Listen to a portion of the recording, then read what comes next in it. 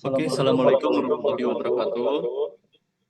Kami dari kelompok belajar marketing ingin mempresentasikan SKS pembelajaran mesin yang kami rangkum dari bab 1.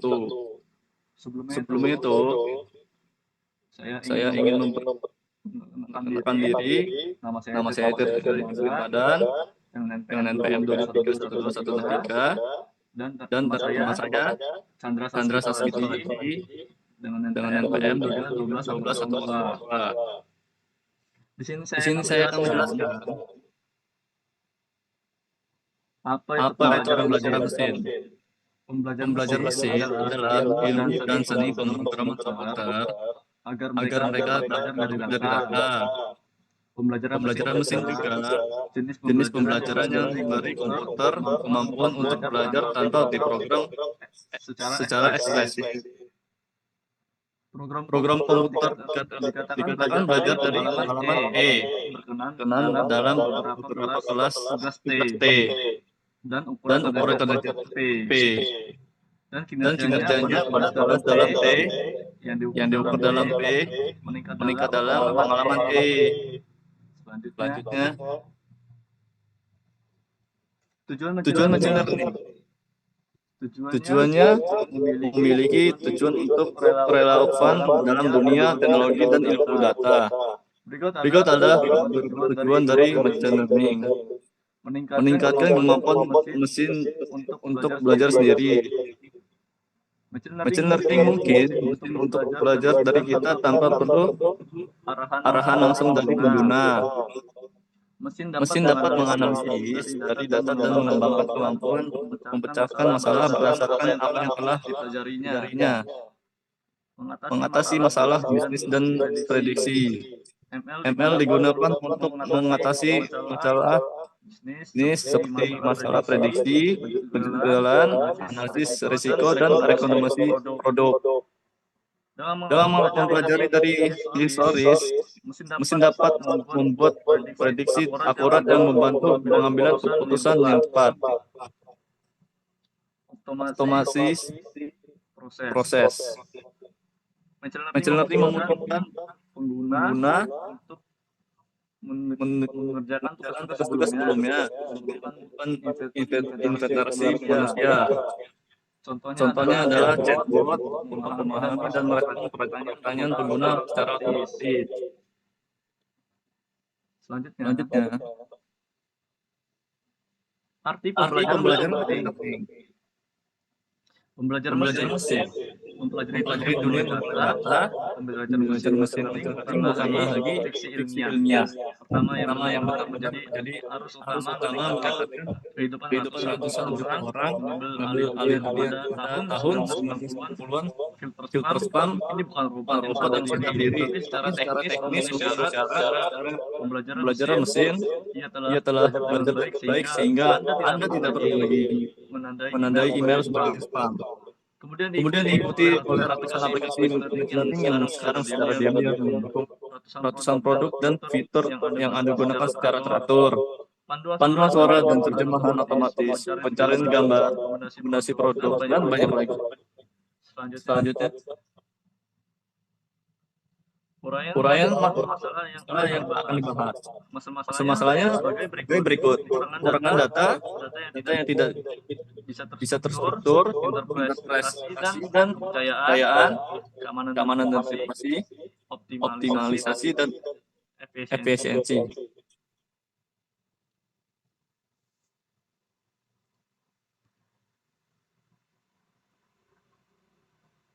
Kekurangan data.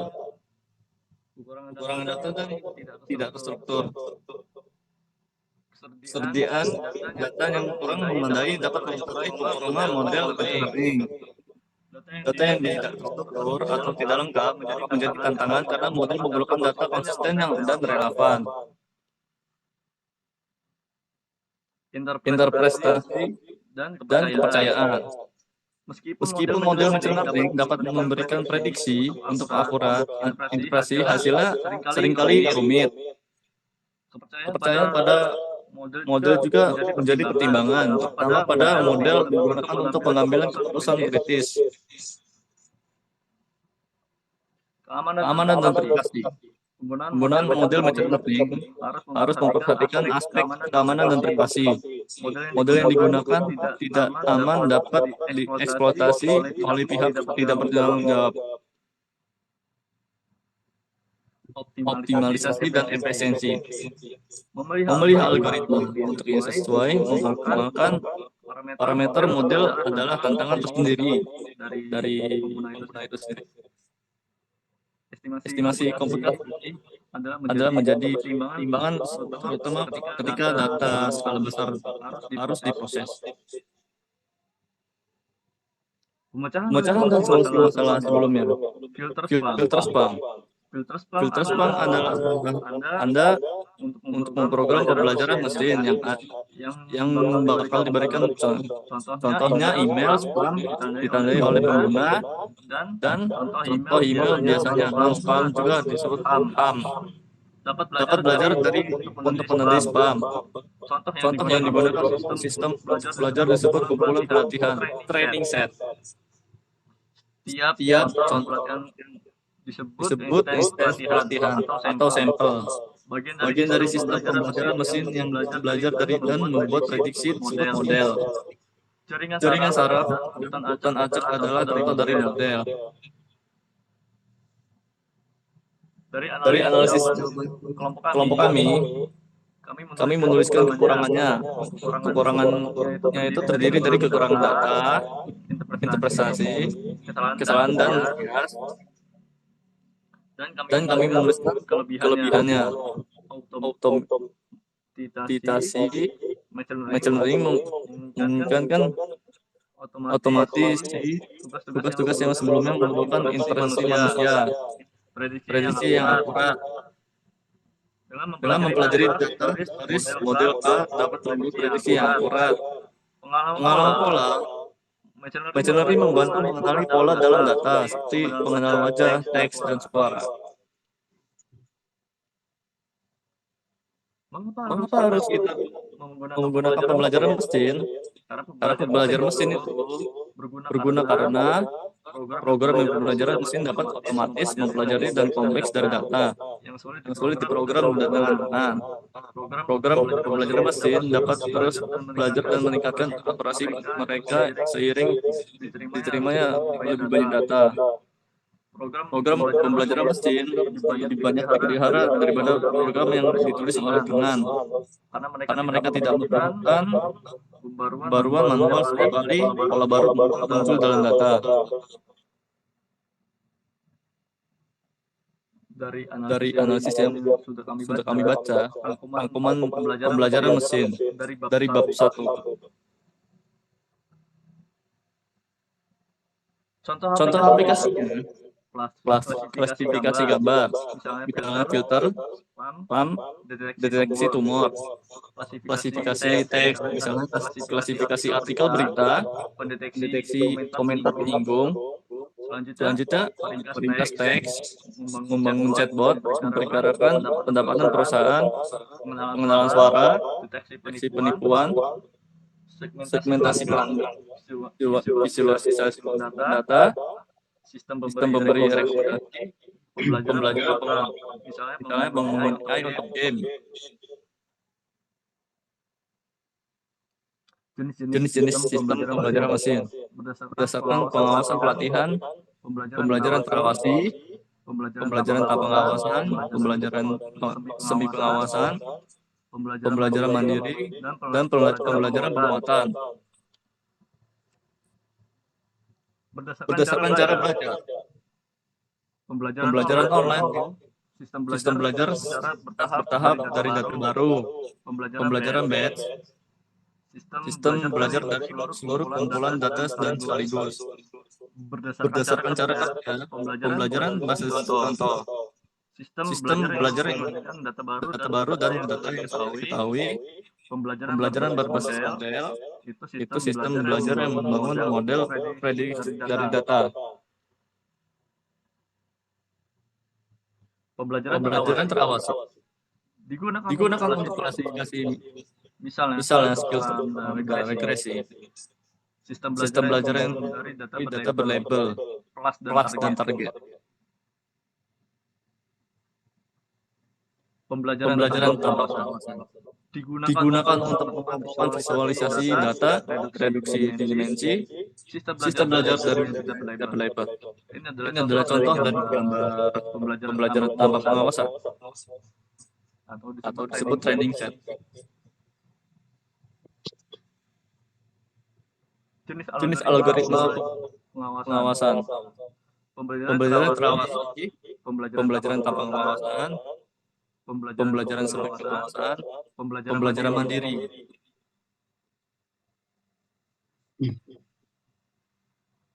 Jenis algoritma berdasarkan cara belajar. Pembelajaran batch itu sistem belajar dari seluruh data sekaligus, melatih ulang secara berkala untuk mengatasi pembusukan model. Pembelajaran online, sistem belajar secara bertahap dari data baru, baik untuk data berubah yang cepat, sumber daya terbatas, atau data besar. Ini adalah contoh running berdasarkan cara belajar.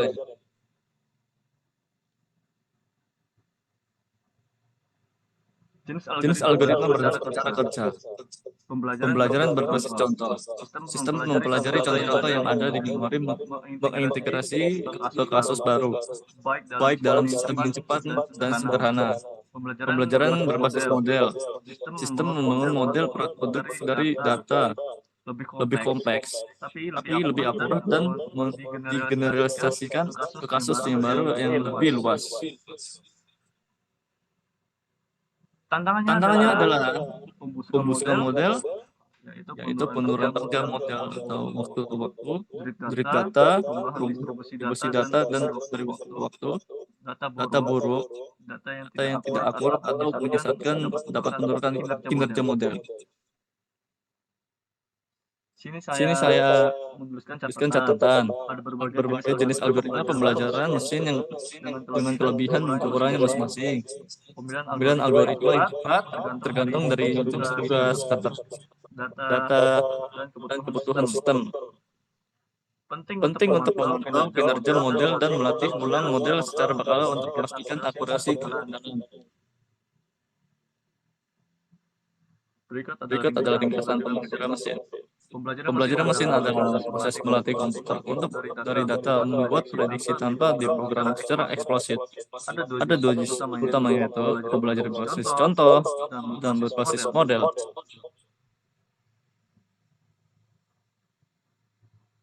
Alur kerja pembelajaran mesin yang khas terdiri dari langkah-langkah berikut. Saya berikan intisarinya, memperoleh data, memilih model, melatih model, mengevaluasi model, dan menerapkan model. Dan selanjutnya dari presentasi ini akan dilanjutkan oleh teman saya, Chandra Sasmito Aji.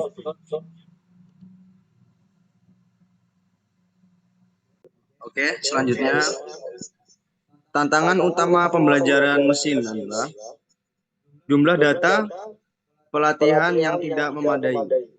Kebanyakan algoritma pembelajaran mesin membutuhkan banyak data agar dapat bekerja dengan baik. Efektivitas data yang tidak masuk akal. Algoritma pembelajaran mesin yang sederhana dapat berkinerja hampir sama baiknya dengan algoritma yang kompleks jika diberi data yang cukup. Data yang bias. Data pelatihan dapat bias yang dapat menyebabkan model yang tidak akurat. Overfitting.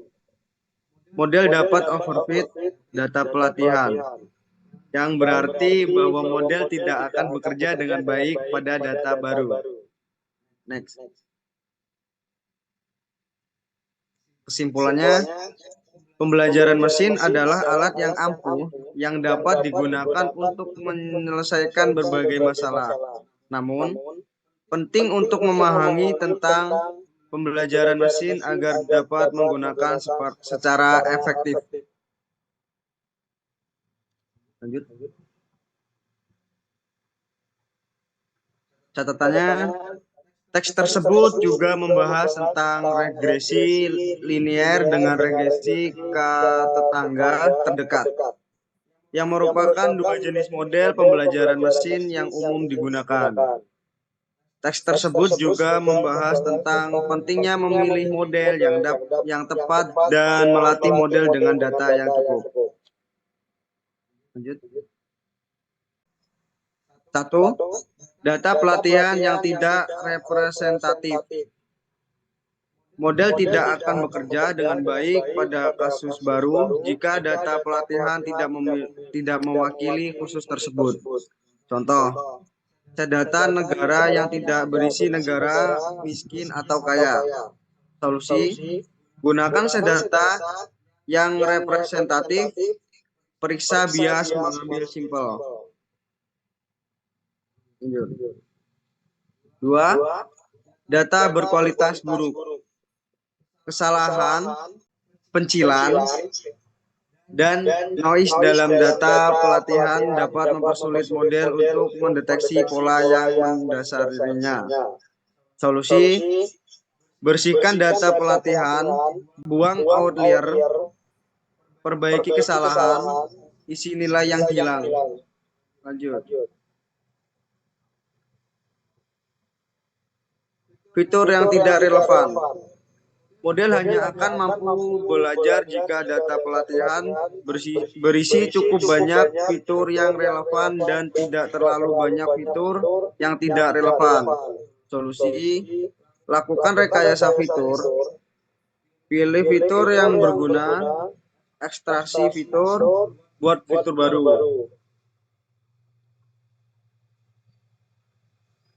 4.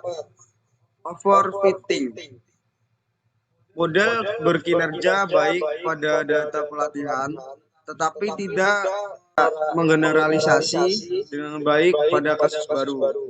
Solusi, sederhanakan model, kumpulkan lebih banyak data pelatihan, kurangi noise, gunakan regulasi. 5. Underfitting. Model terlalu sederhana untuk mempelajari struktur data yang mendasarinya. Solusi, pilih model yang lebih kompleks, gunakan fitur yang lebih baik, kurangi regularisasi. 6. Pengujian dan validasi. Penting untuk mengevaluasi model pada data yang belum pernah dilihat sebelumnya. Gunakan saat pengujian untuk memperkirakan kesalahan generalisasi. Gunakan validasi penahanan untuk memilih model terbaik dan hiperparameter. 7. Ketidakcocokan data. Data pelatihan mungkin tidak mewakili data yang akan digunakan dalam produksi. Gunakan set validasi dan set uji yang representatif. Gunakan set train depth untuk mendeteksi overfitting dan ketidakcocokan data. Kesimpulannya, memahami dan mengatasi tantangan umum ini sangat penting untuk membangun sistem pembelajaran mesin yang berkinerja baik. Teorema tidak ada makan siang gratis. Representasi data yang disederhanakan untuk membuang detail berlebihan yang tidak digenerasi. Kayak contoh baru. Memilih jenis model tertentu berarti membuat asumsi tentang data. Teori NFL. Jika Anda tidak membuat asumsi apapun tentang data, tidak ada alasan untuk lebih memilih satu model daripada model lainnya. Implikasi, tidak ada model yang secara a priori dijamin bekerja lebih baik. Model terbaik tergantung pada set data. Satu-satunya cara untuk mengetahui model terbaik adalah dengan mengevaluasinya semuanya. Praktek. Buat asumsi yang masuk akal tentang data. Evaluasi beberapa model yang sesuai dengan asumsi tersebut. Contohnya, untuk tugas sederhana, evaluasi model linier dengan regulasi berbeda. Untuk masalah kompleks, evaluasi berbagai jaringan saraf. Kesimpulan, teorema NLF menunjukkan bahwa tidak ada solusi satu ukuran cocok untuk semua dalam pembelajaran mesin. Memilih model yang tepat bergantung pada asumsi tentang data dan evaluasi model yang cermat. Catatan, teorema NLF adalah teorema teoretis dan tidak selalu berlaku dalam praktiknya. Ada banyak faktor lain yang dapat mempengaruhi kinerja model, seperti kualitas data dan algoritma pelatihan. Next. Kesimpulannya, bab ini memberikan pengenalan tentang pembelajaran mesin, termasuk definisi, konsep dasar, dan contoh. Ini juga membahas mengapa pembelajaran mesin berguna dan kapan Anda mungkin ingin menggunakannya.